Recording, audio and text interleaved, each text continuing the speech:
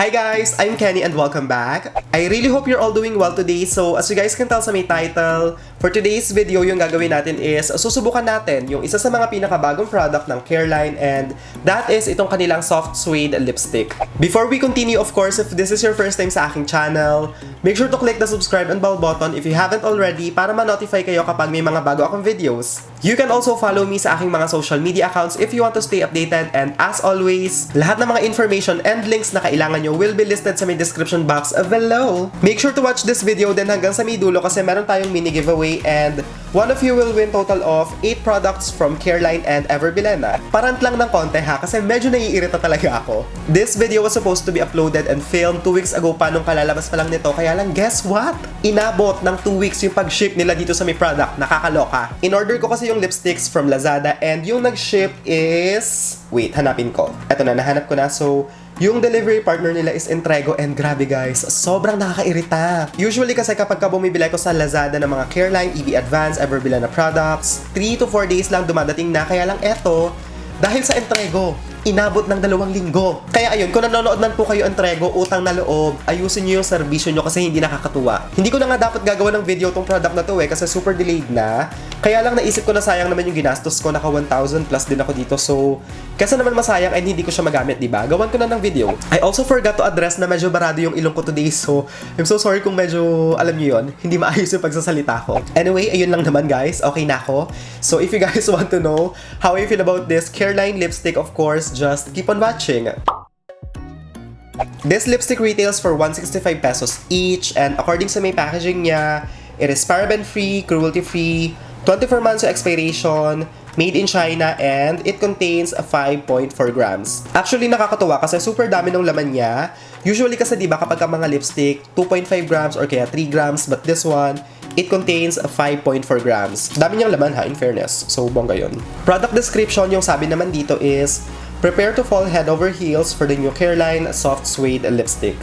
The formula is packed with moisture and pigment, giving you beautiful application and comfort for everyday wear. 6 yung shades na available dito sa may lipstick and yung mga shades na yon are Vibe, Icon, Spice, Trophy, Mood, and Fire. This is how the packaging looks like and as you can see, super minimal lang niya, super basic, but what I love about it is that lahat ng information na kailangan nyo nakasulat dito sa may box, like yung ingredients, expiration, batch code, lahat-lahat talaga as in, kompleto siya. Tapos of course, sa may bottom part nakalagay yung shade name. Ganito naman yung itsura ng actual component and to be honest, hindi ako big fan. I don't like it actually. I don't know, just don't find it like super exciting. Sana man lang, di ba, kahit papaano, nilevel nila yung quality and design ng packaging ng Careline dito sa may EB Advance para mas bongga and mas pasabog. Tapos sa may bottom part, as you can see, kita yung shade ng lipstick and dun sa may pinakailalim, meron lang siyang sticker na nakalagay yung shade name. When it comes sa may scent, actually, hindi ko siya masyadong gusto. Dito kasi sa may Careline, parang ano siya, amoy plastic na nasunog. Amoy chemical talaga. First color na susubukan ko is Trophy.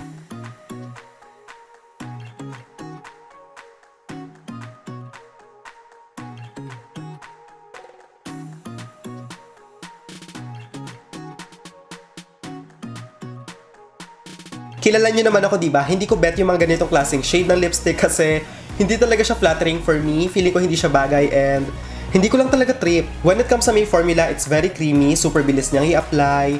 It doesn't tag. It feels very comfortable and lightweight. Tapos, when it comes sa may pigmentation, okay naman siya. Medyo patchy ng konti and probably yung reason kung bakit is because light yung kulay niya. So, yung mga susunod, hopefully hindi ganito. In fairness ha, maganda yung formula nito. It feels very comfortable and hydrating sa may lips. Sa may kulay lang naman ako hindi satisfied, but of course, ano naman yan personal preference. Ito namang shade na to is called Vibe.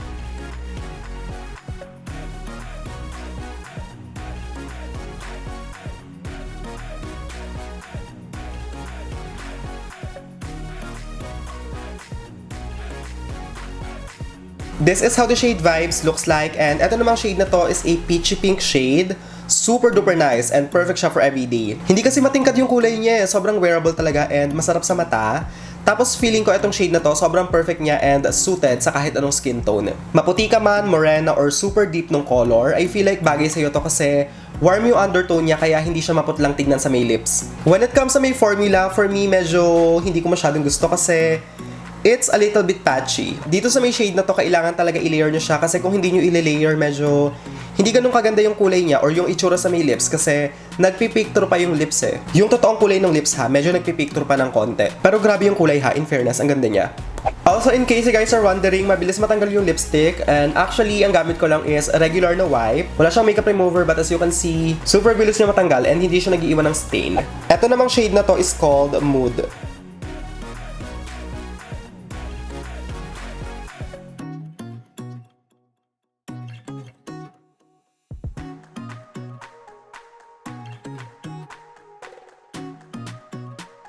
Ito naman si Mood kapag ka nakalagay na sa lips and for me, madedescribe ko yung color niya as a soft brick shade. Nanghuhula lang ako guys ha, but for me, ayun talaga. Ganun yung tingin ko dito sa may kulay na to, para siyang soft brick shade. Ito ding shade na to, maganda actually, perfect for everyday and very diba, Kylie Jenner lips, ganun yung ganapan niya kapag ginamit. Dito naman sa may shade na to, actually maganda yung itsura niya sa lips kasi it's not streaky and patchy. Sobrang even and probably one of the reasons why is because medyo malapit yung kulay niya sa may kulay ng lips ko. So yeah, I don't really have anything bad to say dito sa may kulay na to kaya okay siya for me. Fourth shade na susubukan natin sa may video na to is called Icon.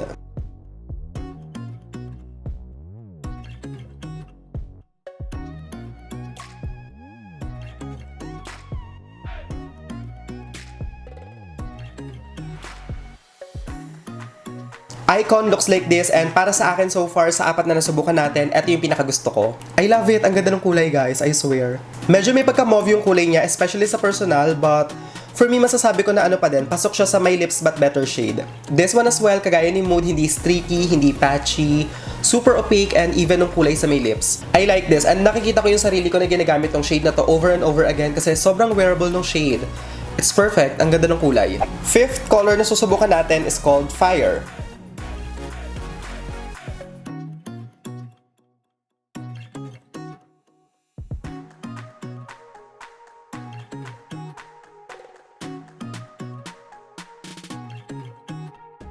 Fire looks like this and in fairness, maganda din siya.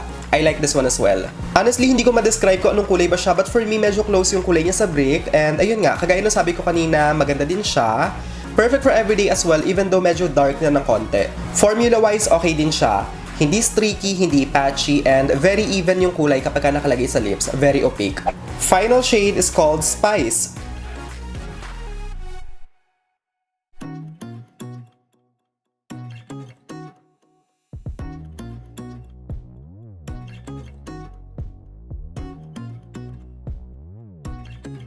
Ganito naman si Spice kapag nakalagay sa lips. So when it comes sa may kulay niya, actually super nice.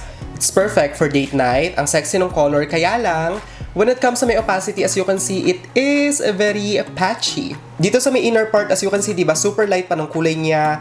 Kahit i-layer actually, parang ang weird. I don't know why. Diba, parang pa din siya. Nag-show up yung kulay ng lips. So, pagdating sa may formula, hindi ako ganun ka-big fan. Maganda pa naman sana, diba, ang perfect ng shade. Kaya lang nga, yung formula niya is very patchy. Especially if you have dry patches sa may lips or kaya dry skin, talagang magkikling siya doon and hindi magandang tignan. So, keep that in mind if ever na meron kayo nitong shade na to. Overall for me, etong bagong lipstick ng Careline is just an okay product. When it comes sa may formula ng product, actually okay naman siya kasi it's very hydrating, it's easy to apply, and sobrang comfortable niya sa may lips. Pigmentation as well, okay naman siya. I think yung shade lang na medyo patchy is itong shade na Spice, which is yung darkest. But the rest naman okay yung pigmentation, so 5 out of 6, maganda yung pigment. By the way guys, medyo na-emphasize nga pala nito yung mga textures sa may lips, kaya if you have dry patches, I suggest na mag-scrub kayo para mas smooth and mas maganda yung itsura niya kasi kung hindi, medyo kitang-kita. Also, since nga regular lipstick lang to, mabilis siyang mabura, so kapag kumain kayo or kaya uminom, expect nyo nang mababawasan siya. Pero ang maganda naman dito, since nga creamy yung kanyang formula, kapag nire-apply nyo, super nice pa din and hindi siya magiging parang clumpy and patchy or nagbubuo-buo. Very smooth pa din and perfect yung itsura niya kapag nilayer nyo siya ng paulit-ulit. I honestly don't know what else to say about this product kasi to be honest, parang lang siya yung mga ordinaryong creamy matte lipstick na nabibili natin sa mall. For those of you na gustong malaman kung kailangan nyo ba sa buhay nyo itong lipstick na to, the answer is no. In case you guys are wondering, yung formula nito and feeling kapag nilagay sa lips, Very comparable sa may Maybelline Creamy Matte, Vice Cosmetics Good Vibes, and yung regular lipstick ng BLK. Nung nakita ko kasi to and nabasa ko na soft suede yung nakasulat, ang pumasok sa isip ko is that very comparable or close yung formula niya sa may Sunny's Face na Fluff Matte, but hindi pala. Again guys, kagaya nung sabi ko kanina, this is not a bad product. Okay naman siya actually, kaya lang talaga, siguro sabihin na lang natin hindi siya exciting. There's nothing special, there's nothing new about it. Sobrang basic, so yeah. Okay, so kagaya nung sabi ko kanina sa may intro, meron tayong giveaway and one of you will win 8 products and yung mga products na yon are itong 5 Careline lip tints, Ever Bilena Scalp and Strobe Stick, Chris Aquino Tinted Lip Balm, and Careline Better Than Basics Rose Stick. To join the giveaway, all you have to do is of course give this video a thumbs up, subscribe to my channel, and share this video on Facebook. Then after that, mag-comment lang kayo dito sa may video and make sure na isama nyo yung IG account nyo para kapag nanalo kayo, mabilis ko kayong makakontakt. Anyway guys, that is it for today's video. Thank you guys so much for watching. I love you all so much and I hope to see all of you again on my next one.